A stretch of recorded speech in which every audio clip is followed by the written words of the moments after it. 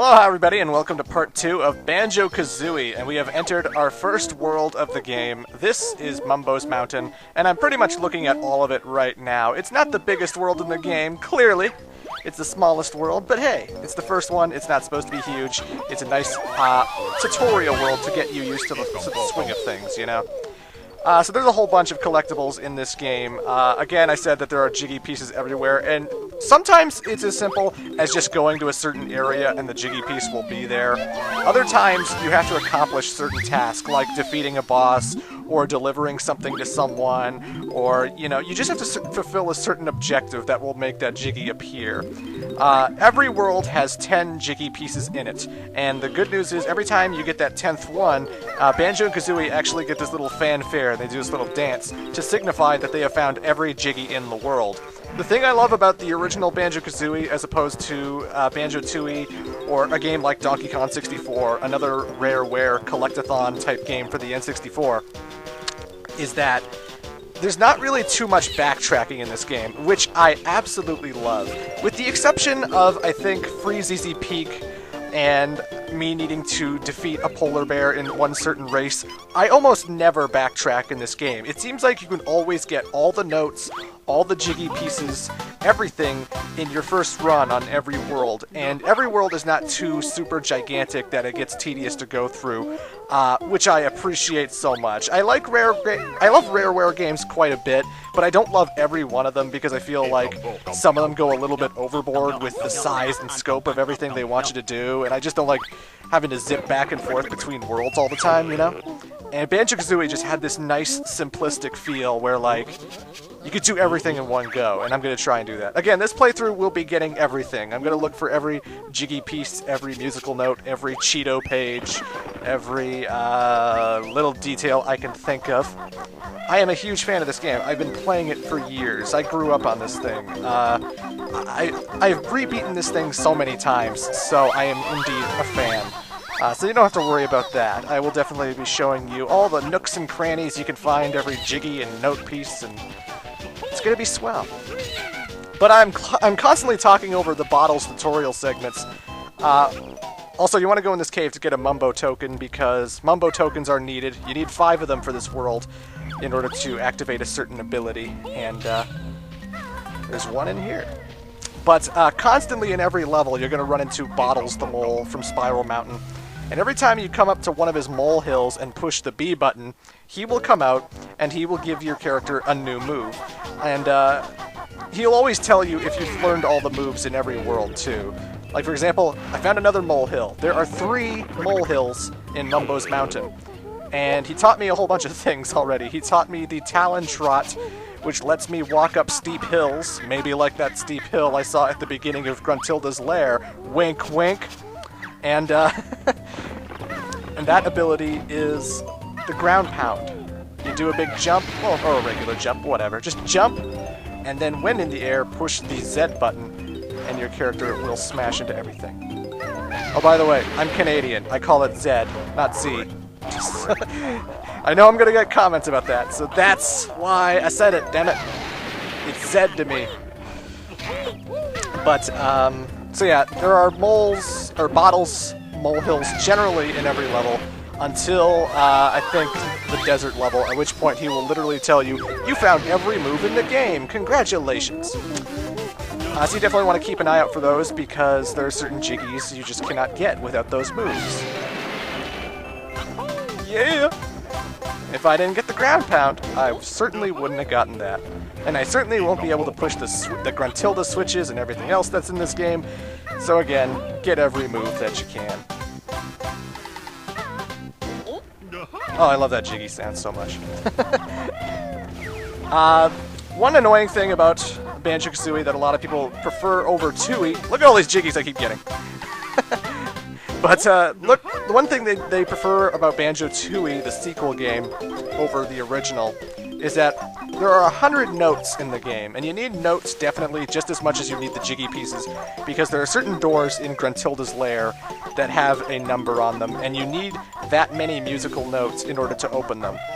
And they don't act as collectibles, but they act as sort of a score.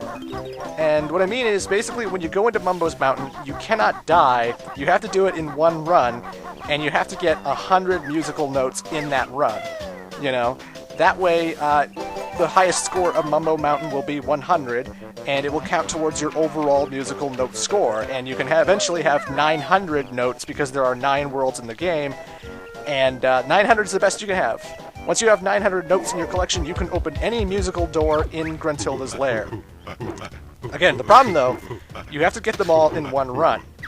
If you die, if this monkey throws an orange at me 5 more times, and my life is drained, then that means I have to restart the level with 0 notes, and all the notes I collected previously will be back again, and I have to collect them all over again. Again, it's like a high score kind of scenario. Once you get 100, you know, that's your high score, and it will be carried over for the lair, and you'll be fine, and you can enter every castle room you want. But, don't die, basically. Do not die. It's kind of annoying because, like, you could get, like, 90 or so musical notes, and then you'll be in, like, the Rusty Bucket Bay world, and then you accidentally fall into, like, a bottomless pit in the inside area with the gears and stuff, and then all that progress you made, all those 90 notes you collected, gone. Gotta redo the entire thing all over again. One of the small problems of Banjo-Kazooie. It's not totally perfect, but I do enjoy it quite a bit anyway. This ability allows Kazooie the option to shoot eggs from her beak and shoot them at enemies. And you can shoot forward with the top C button, or you can do it rectally with the bottom C button instead. Yes, it does sound painful. When you do it from her bottom, though, however, it doesn't shoot in a straight line, like if you're doing it with the beak.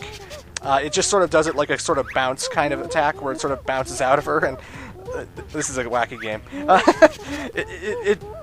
She shoots it out of her rectum. I don't know why I keep saying it like that. You shoot it out from behind, and it bounces and bounces and bounces until it eventually shatters, and it likes to go on like a bouncing kind of formation and whatnot. Every lair has, or every world, I should say, has a Brent Tilde switch in it. When you ground pound it, a Jiggy piece will appear in Brent Tilde's lair. Brent Tilde's lair sort of counts as a world by itself. It also has 10 Jiggy pieces for you to collect, so you gotta keep an eye out for those things. 9 worlds times 10, that's 90 Jiggy pieces. Plus the 10 that are in Brent Tilde's lair, this game has a total of 100 Jiggy pieces. And if you have 100 Jiggies, 900 notes, you can enter any room at your heart's content and make it to Tootie and save her from Brent Tilde. And again, I'm really going over everything. That's her pooping the eggs. I am going everything. This is the first world. I'm trying to make it as quick as possible. I play-tested this game quite a bit before I decided to tackle this LP, just so I could remember where things were and so I wouldn't be stuck on things. Because I remember my first time playing this in a long time, I completely forgot where the honeycombs in like levels like Treasure Trove Cove were and stuff, and I would spend like, I don't know, must have been like 10-15 minutes looking for that honeycomb, wondering where the hell it was. And I've been practicing the hell out of this thing. If it seems like a speed run, well, thank you. I'm not trying to go for the speed run, but I am trying to show you where everything is. I am trying to get them as fast as I can, to make the playthrough as shorter as I can, and, you know. I don't want to waste your time, guys. That's basically what I'm saying. I don't consider it a speed run. I consider it a normal run. I know where I'm going, and I've played this a lot, so yeah. But, this totem pole has a Jiggy piece, but you don't want to kill him outright. When there's one totem piece left, you want to jump on top of him. That way you can go and jump for another honeycomb piece. Booyah.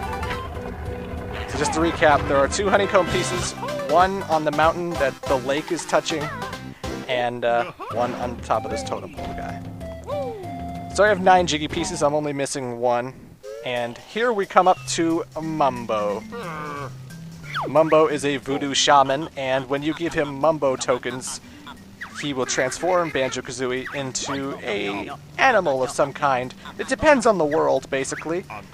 But he will turn you into a different kind of animal, and as that animal, you can reach places you couldn't before to find more Jiggy pieces. So we give him 5 for this level, and now we're a Termite. It's the first world. What did you expect? Termite bit small, but not bad for first spell. I agree.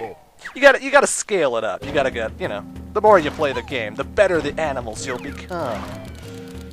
We hope. As a termite, Banjo and Kazooie cannot really do much. All they can do is walk and jump. That's it. However, the reason you want to be a termite is because they can go on the really, really steep cliffs. Even doing my Talon Trot that I just got from Bottles, Kazooie can't really walk on really steep hills or anything, you know. She'll slide off just like Banjo would. So, you need the termite for climbing up this mountain, and for finding 6 notes as well. And booyah! 100 notes! So now, my score will forever be 100. That is my high score. It will count towards the musical doors that are in Brent Tilde's lair, blah blah blah blah. I've said this before, but you know, there's a lot to cover. This is the first world of the game, and I'm trying to set up and tell you everything that this game is all about. Every world gets bigger, and there's more different stuff you're going to be doing, and new moves you keep getting, so the rules will keep changing, and things will be different. But, again, 10 jiggies in every level, 100 musical notes to collect, a Brent Tilde switch to hit, so you unlock a jiggy in the lair. There are 5 Jinjos to collect, which count as one of the jiggy pieces. A Jinjo is some kind of colorful magical creature.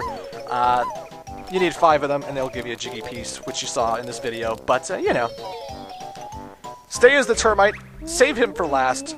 That way, when you leave, after you've gotten all the notes and everything, you can use him to climb Mumbos Mountain and get the jiggy piece on top.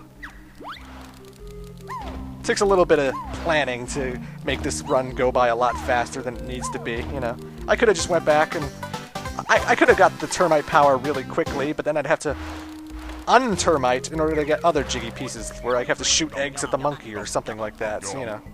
I always like to save the termite for last. You cannot stay a termite forever, though.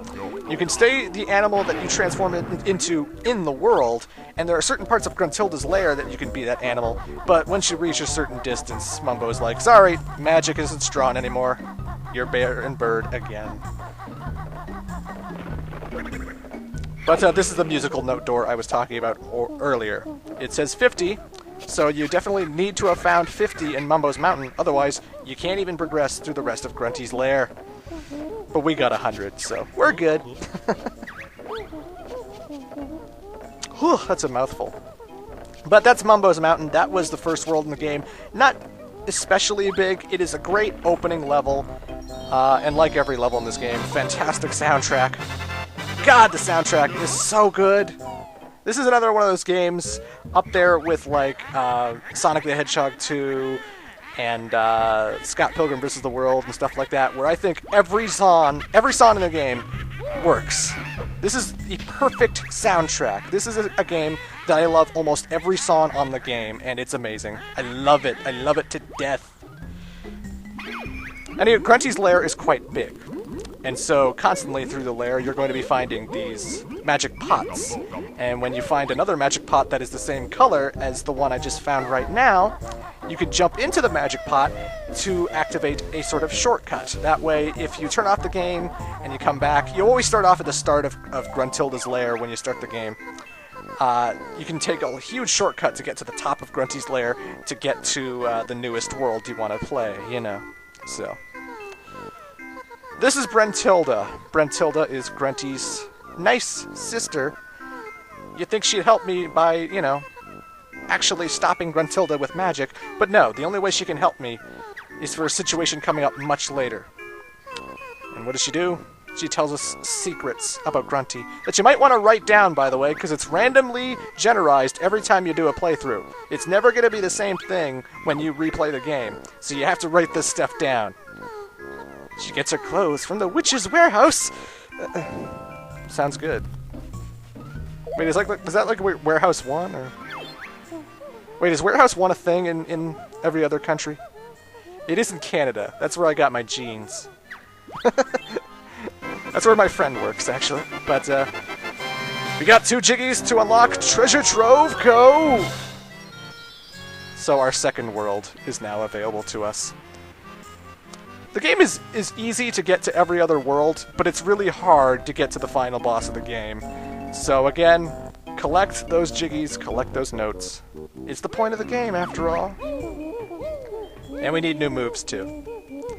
But anywho, folks, we'll be checking out Treasure Trove Cove in Part 3. See you then.